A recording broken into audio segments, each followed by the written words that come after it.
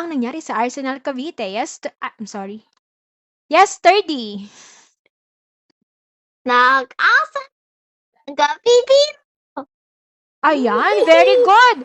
Nag-alsa ang 200 sundalong Pilipino sa Arsenal. Let me have 30. 30, please answer number 5.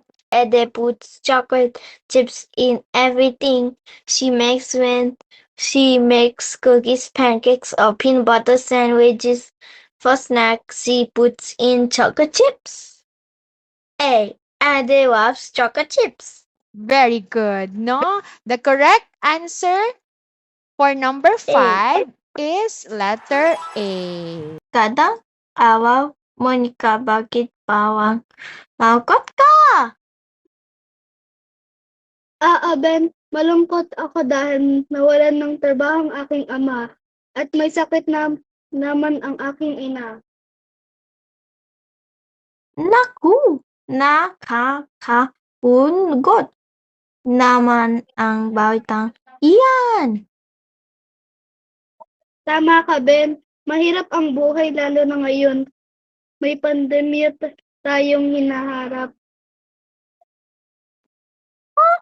Kaya ang taging magagawa natin ay magmaniwa manahik sa Diyos siya ay mabibigay ng wakas ang pag-asa sa bawat isa sa atin. Maraming salamat, Ben, sa iyong payo at gumaan ako ng pakiramdam. Lagi kong tatandaan na may Diyos na patuloy na gumagabay at nagmamahal sa akin.